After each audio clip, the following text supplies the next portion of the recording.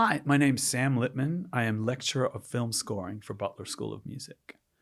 I also do independent studies in traditional composition, and I teach electronic music composition for the Department of Arts and Entertainment Technologies across the way. Well, thanks for sitting down.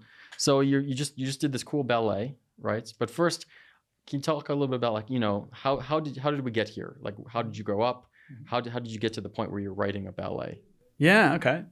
So I grew up with two different parents. My mom was very into classical music.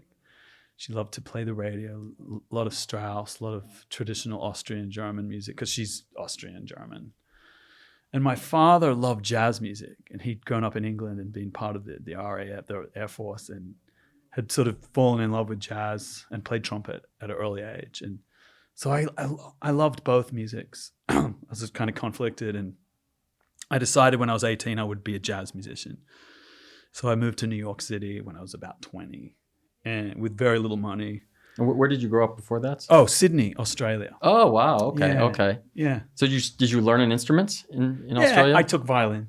Oh, okay. Played with the Sydney Youth Orchestra. It turns out our next door neighbor happened to be a pretty well-known conductor, and she would babysit us and then became a conductor. So I was sort of exposed to classical music very young and just loved it deeply.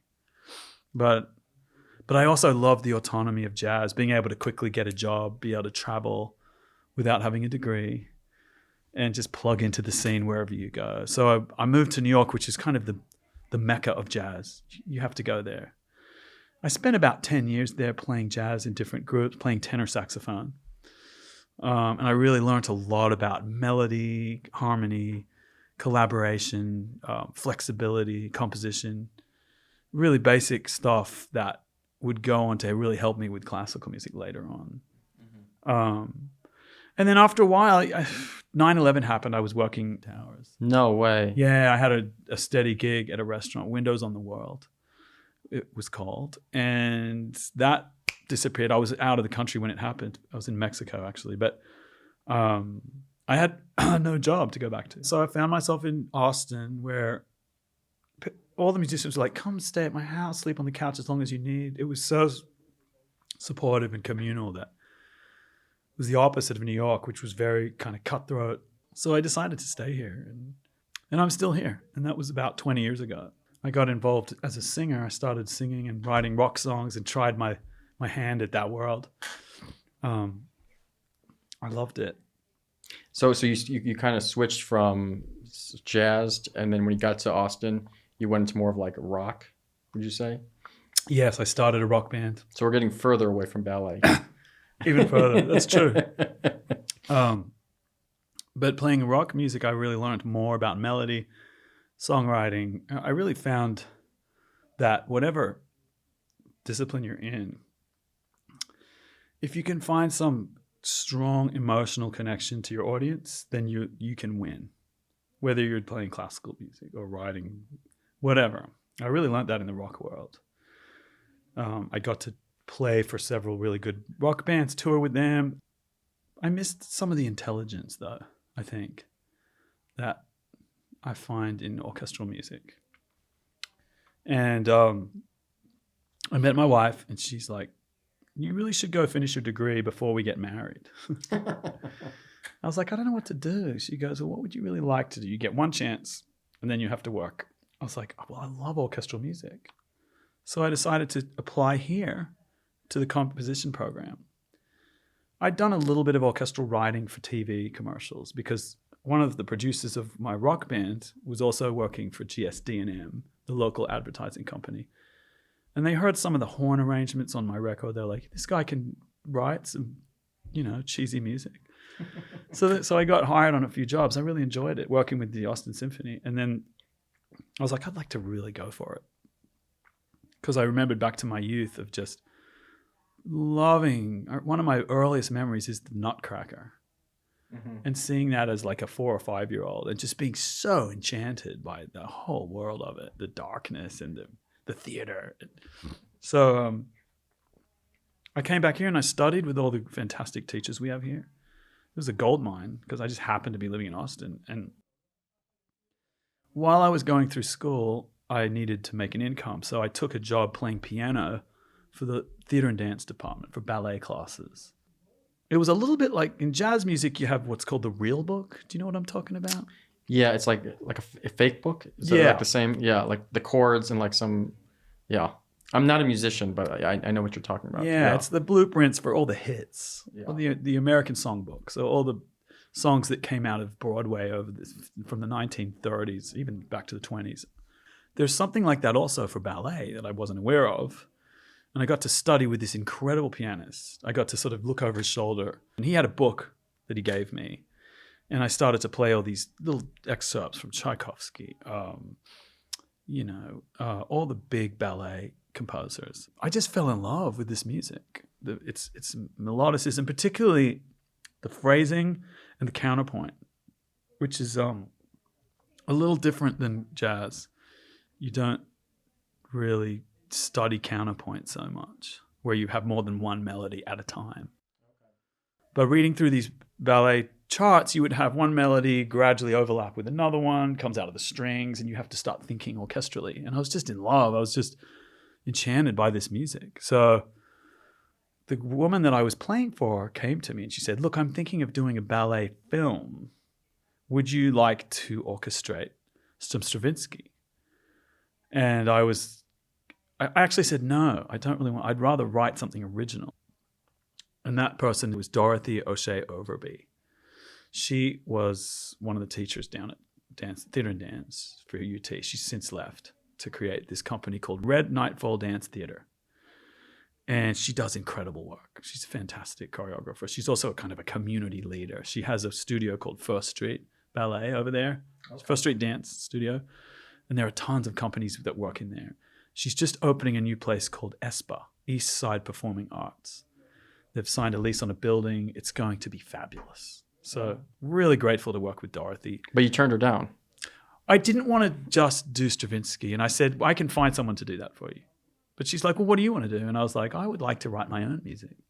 She goes, okay. She kind of rolled the dice, took a risk, hired me to just compose score to about a 30-minute short film. So it was called Crone. She had written this story that was about it took from her own personal life, and it was to do with the evolution of her through her family. And it was kind of dark and involved and exciting. And we performed it for Theater and Dance spring show.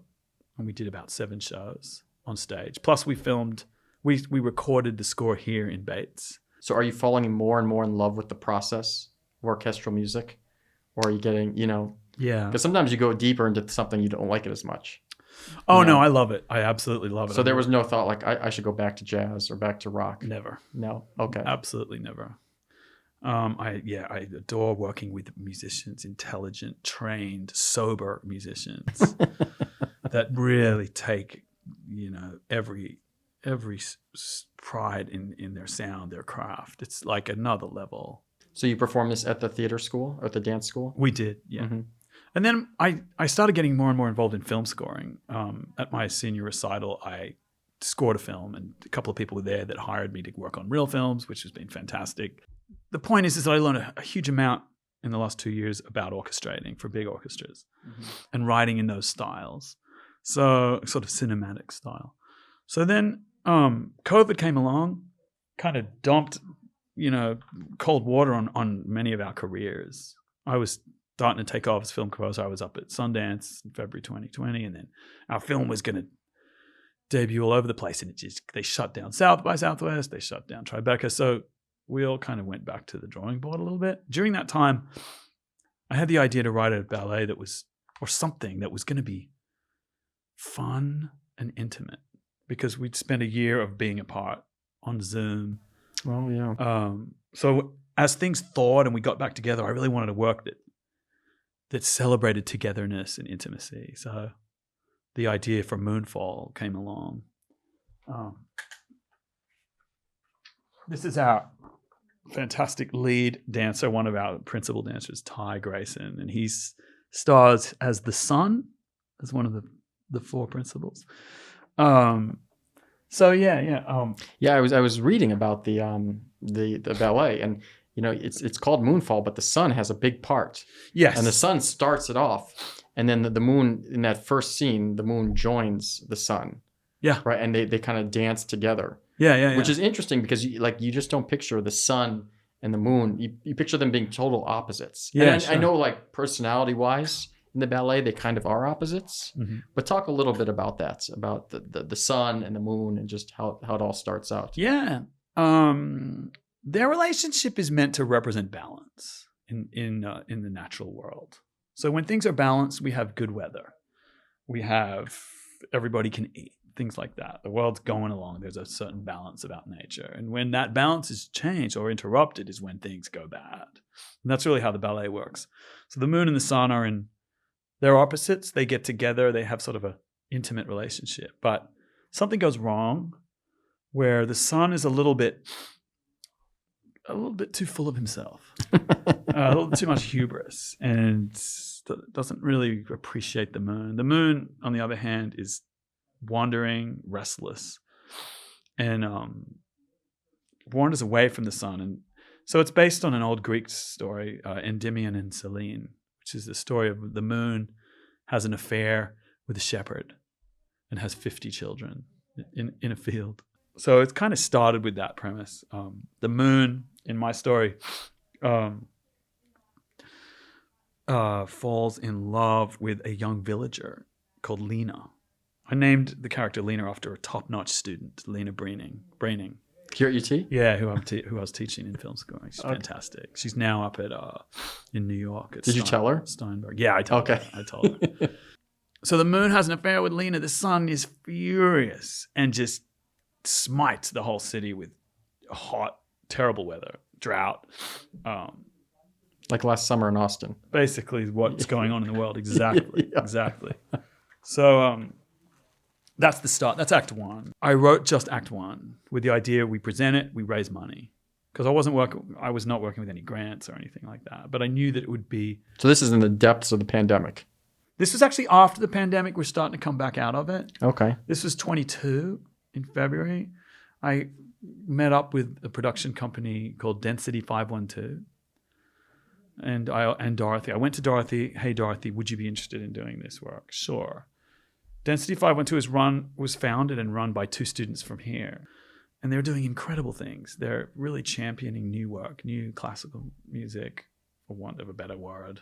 It's a better word than classical because it's not all classical, but it tends to be staffed by kids who came through this program, orchestral player kids, that are interested in all kinds of new stuff. They played this last weekend. Yes. Yes, they were amazing. I loved them. Yeah. Really, really cool. Yeah. Amazing group and really dedicated to telling stories, embracing innovative new ways, as well as championing the old stuff too. I'm more on the old side of things. I'm sort of a traditional, I'm older, I'm 50. So, but they really, so when I presented the work to Jacob, just Act 1, they were like, all right, we will do this. We'll underwrite it. We'll throw one show at KMFA. We'll see if we can get interest from the community. So we did it. We did it last April, a year ago. And KMFA, the radio station, God love them. They're fantastic. Jumped on board. We're eager to help out, sort of co-sponsor. The dancers that Dorothy found and cast were phenomenal. So here we had this Act 1 done. So Jacob's like, all right, green light. Write the rest of it. Oh, wow. At the time, I was in the middle of, I had a commission from the Austin Symphony. I have a trumpet concerto that will premiere in February. It's like a 25-minute work, my first big work for orchestra. So, for large orchestra. So I was working on that. So this upcoming February. Yeah. Oh, wow. Congratulations. Thank you. That's huge. Thank you very much. So I worked on that all summer, last summer. Finally, I finished it. I had to get my head down to write this ballet. I had to write Act 2 and Act 3. So did you already know how it was going to end? Like the storyline? No, but I didn't spend too long on it because I find with ballet that from what I've studied, like because there's no words and in traditional ballet, there's really only dance. The story has got to be pretty simple. And it should be it's okay if it's magical or ridiculous or silly. You know, it's really ballet is about feelings and relationships. That's it. It's not about details and plot. Too much plot can just be silly, can be lost. you do have some ballets that have that, and you have your hardcore ballet audience that are aware of that. But we were trying to appeal to first-time people. We're trying to win new crowds. That's a big part of our thing. So I wrote a really simple story. The moon and the sun. The villagers get involved. It's the villagers who are really us, who have to solve the problem, have to win the moon back to the sun, repair their relationship. And the only way to do it is through ingenuity and through coming together and forgetting our differences. So in Act 2 and Act 3, there was kind of two populations that there's a bit of a fight that happens between the two of them. Between the villagers and the muses, they're called, or the magicians. They're kind of a nomadic traveling group of acrobat entertainers who are in town, and who are convinced they know how to solve the problem, but they can't do it alone. They need the help of the villagers. Mm-hmm. The villagers are like, y'all are crazy. They're very logical, rational people. And so there's a fight. There emerges a kind of a leader from that community that has to bring them together. So at the end of Act 3, I'm sorry, there's like a wonderful collaborative process that magically returns Lena from the clutches of the moon back to her lover, Torvald, the villager. At which point the moon and the sun get back together. It's kind of a happy ever after ending. It starts to rain. And then we have this joyful, triumphant dance at the end. Some magical realism, or mostly magical magic. Didn't want to think it too hard. Just write it. Yeah. And write the music. And it's very much a music-driven piece. Okay. Where like I would hear the music almost before the story. So I would hear like a fast, big 7/4 type of thing, and which really suited magicians type of people. Okay. So created the magicians. So it's very much. I was chatting with Craig Johnson of Concerto, who is a mentor of mine and a dear friend, and he saw the show, he loved it, and he said, you know, it's clearly very music driven, which is a concept I never thought of, but it is absolutely true. For me, music comes first. And I sort of find the story around the music. Okay. So would like the melody come to you, mm-hmm. or would you start with the emotion of what you wanted to portray, or like how does that work? Yeah, they usually all arrive at the same time.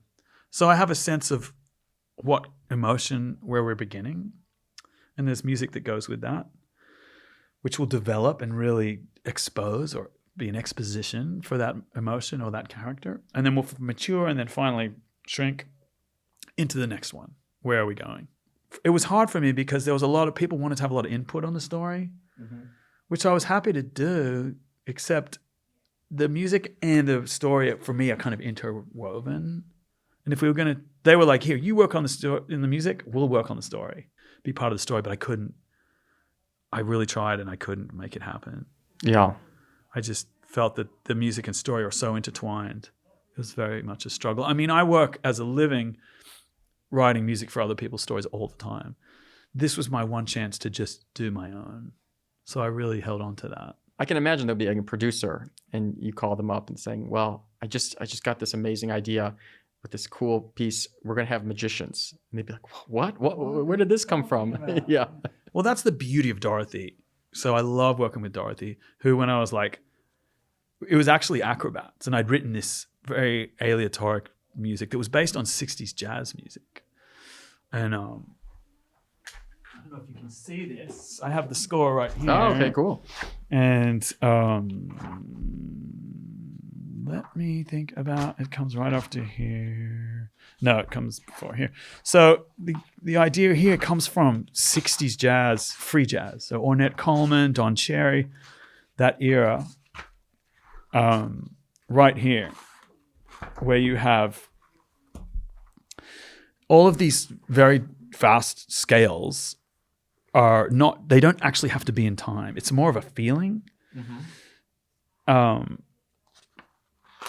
You just kind of continue an improv with these high going scales. Oh, wow. Is that what these mean? Just improv? Yeah, just continue improv.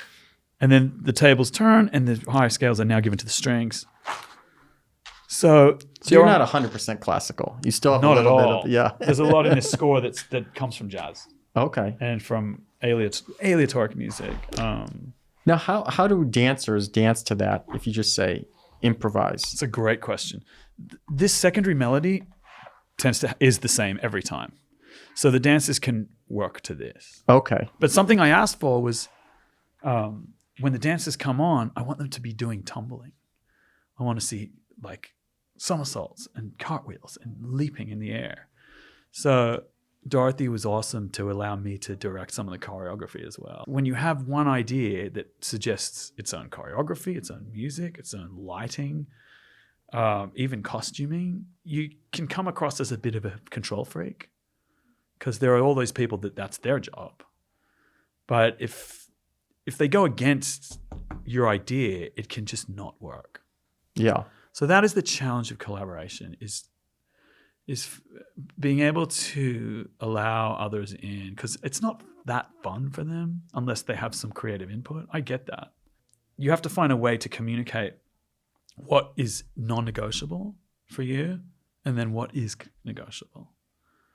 So that was a real challenge for me. So give me an example of something that was just non-negotiable or something that was negotiable in this process. So the tumbling right here absolutely they had to come tumbling in. It went with the music.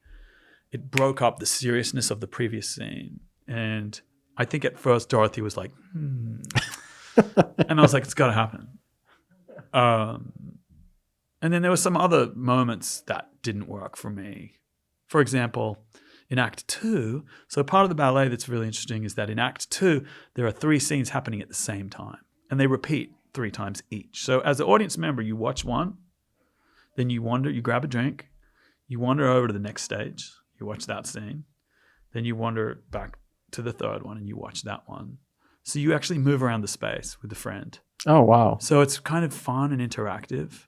One of the problems, though, was I introduced a little bit of comedy in one of them with alcohol. So part of the whole thing with Act 2 was how do the villagers deal with the climate catastrophe? And in one scene, they're at a tavern and they're drunk. They're just drinking because it's so bad. They don't want to go outside. They don't know what to do. So it was fun, and I wrote strictly 12-tone piece of music that was very Schoenberg. And it was lovely to see audiences loving that scene and laughing and relating to 12-tone music, which gets such a bad name, you know? So that was wonderful. But in another scene where we tried to make it serious, we had some audience interaction, which we had throughout the work. We'd bring people on stage and have them read from a scroll to try to help the magicians build the magic necessary to solve the play. And the music's very serious, but inevitably it turned into comedy. People laughed. And so there was kind of a learning curve for me there. Like next time, I'll probably do that differently. Okay.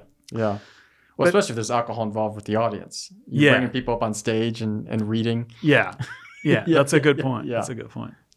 That's a good point, yeah. But one of the most wonderful things was Kenzie Slaughter, who we hired as one of our producers. We set up these stations where during the pre-show and during Act 2, you could either learn a piece of choreography that you would later do with the dancers.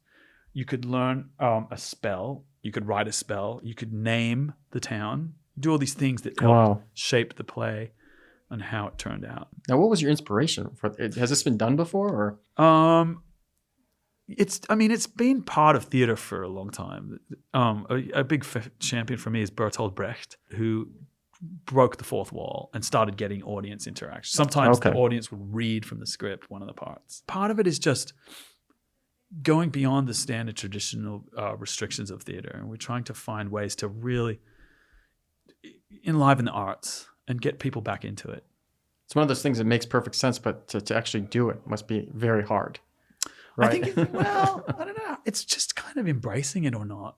Once you embrace it, it's really not that hard. So we were trying to create something that audiences felt validated, heard, seen, and wanted to come back to.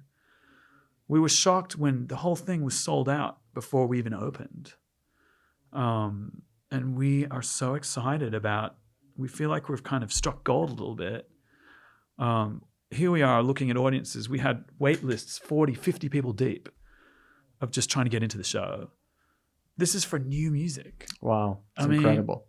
How many shows have you seen of new music in Bates that are empty? A lot. You know? Yeah.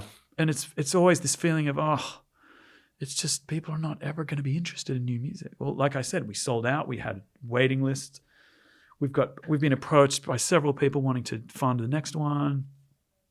There's a number of us newer composers who are creating new opportunities like this. Like we had to build a theater out of a big empty concrete slab of a space, not a super. So like where did it take place? So talk me through that whole process. Yeah. So we looked forever. We looked at so many venues, and one of Austin's big problems for performing arts is a complete lack of venues. Yeah. Every presenter complains about it.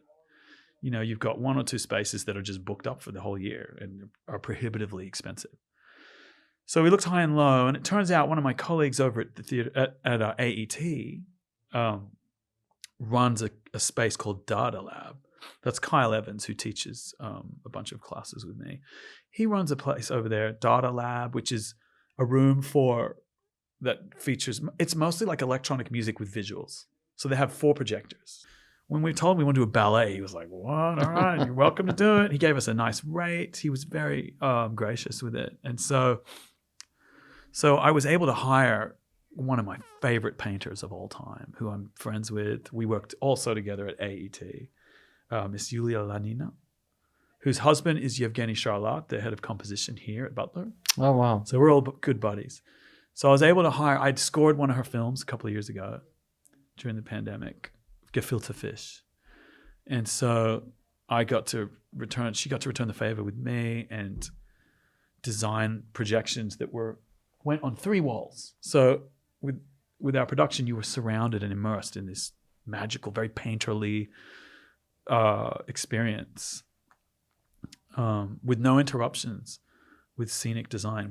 We kept it to a minimum, and we just really exhibited these projections that were beautiful. And once we got the audience in there with a bar in the back, and we had merch tables, and it just was magic. The orchestra sounded phenomenal in there. Once you filled the place up with bodies, it was a warm, rich, lovely sound. Jacob conducted his buns off. He did such a fabulous job of really launching himself into the work. And what would you say to like a high school student who's watching this, who's like, I want to do that when I grow up? What advice would you have?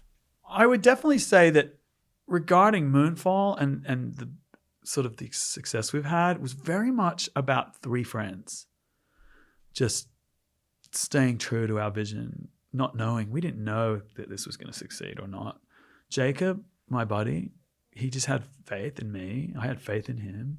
And Dorothy, the 3 of us, we met about a year and a half ago as the first meeting, and we just decided to go for it. There was no guarantee of anything. And we had the choice of playing safe and going with a 5-piece orchestra, 6-piece orchestra, and 5-piece dance group, or go big for, 15-piece orchestra, 12-piece dance group. And we said, let's just go big. Let's do it. I think the fundamental force that pushed this over the line was our faith in each other and our faith in our own vision and willingness to just go big, go for it. Despite the overwhelming evidence against our crazy idea. So I would say dream big, execute big, make it happen, find ways to do it. We did a lot of cultivating events where we would play in people's homes. Okay. We'd go to donors' homes. I'd bring a dancer. Dorothy would bring a dancer. I'd bring a piano. We would play excerpts. We would dance for them. We might raise $5,000 to $10,000, We had to do a lot of research on who are donors in Austin, people that support the Austin Symphony, that support Ballet Austin, Austin Opera, and just almost relentlessly just write to them and ask them for support. It was not easy. Was that part of the learning process, though, when you go into someone's house saying, oh, that didn't work the way I wanted it to. Let's change this. Or would you only take the really polished stuff to their houses? No, actually, what we did exclusively was these devising workshops. So part of the way Dorothy choreographs, and this is a beautiful thing, instead of being sort of top-down authoritarian, what she does is she gets each dancer to choreograph their own stuff. And she just kind of acts almost like an editor. Oh, okay. She will design set pieces that they all do that are magical. But for many of the more there's moments in here that are more almost aleatoric or improvised, the the dancers work hard on interpreting the character in the story and turning that into choreography. But the way they do it is Dorothy gives them words. She'll give them a list, 5 or 6 words, and they will turn that into a dance. So what we did was, at these events, we would poll the audience. We would ask the audience for the words. So we'd say, this next scene is going to be a pas de deux, which is a dance duet between sun and moon. Let's get some words. And people raise their hand. They say things like eclipse, solar, revolution, things like this. And we write them down. And then Dorothy would get the dancers to do it, and they'd memorize it, and that would turn into a dance.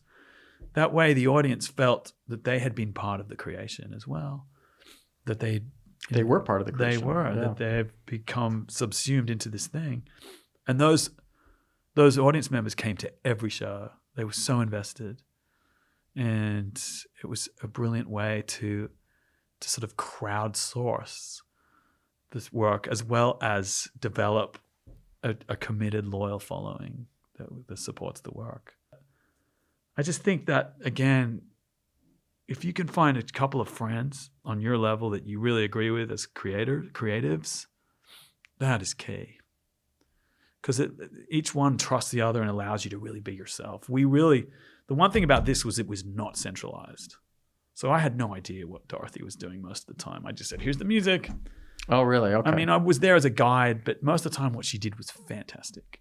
I had no idea what Jacob was doing with the production, like what he was telling the orchestra, how they were setting up the space and all of that. I was like, and he didn't know what I was. There was just this trust. Mm-hmm. There wasn't any one boss. Yeah. And there were a couple of moments where we struggled. Well, if you didn't, there'd probably be one person be walking over everybody. The struggle is good. I think so. The struggle's going to happen. Yeah. But as long as you feel that you're working with people who are at the same level of competence as you are, you respect them, you love their work, and they're committed to more than just their own career, but actually they're committed to music and the world of the arts, then I think that's all you need. Yeah. The money, the success, that will all come. We were not thinking money and success at all. We were just trying to put on a fun show, and so we were shocked when it sold out. Yeah, it's unbelievable. So congratulations on all the success. So just real quick, talk about your concerto. That's another when you talk about money and success, right? You're having a concerto played by a major orchestra. Yeah. So so I used to be a jazz musician, and I used to tour with this local trumpet player, Ephraim Owens. When I first moved to Austin, when I was about 5 or something, 20. Well, I really moved here probably when I was 30, but I would come back and forth here. He's a wonderful trumpet player. We went away to Hawaii on a jazz festival once, and we got really intoxicated. And and we were like, I was like, Ephraim, what is your dream? What do you really want to do? And he's like, man, I want to play with the orchestra. I want to play in front of the symphony orchestra. I was like, I want to write for orchestra. I was like, that's my dream. And that was like 15 years ago or something. No way. That's how this started? Yeah. and of course, we went back to reality. It was like a pipe dream. We forgot about it. And then I'm not sure what happened. About a year or two ago, I had the idea of writing something for him for the Austin Symphony because, I got a job arranging a bunch of music for Sarah Jane Daly, Peter Bay's wife. He's the conductor of the Austin Symphony. And we went to New York. We played the Rose Theater up there. I arranged a bunch of choral music. And we met, and I got to talking to her. And I was like, do you know Ephraim? Yeah, his dream is to, well, maybe you should think about it. Try some sketches. So I wrote some sketches, presented to Peter. He was like, this sounds great. There's no way we can do this. You'd have to get past the board. And I was like, oh. So that was when I first became aware of trying to sell an idea to the people that are in charge. Yeah. And I'm assuming you didn't start out with the story about Hawaii.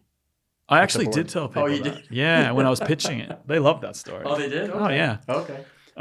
I tell it a lot more graphically too because, yeah.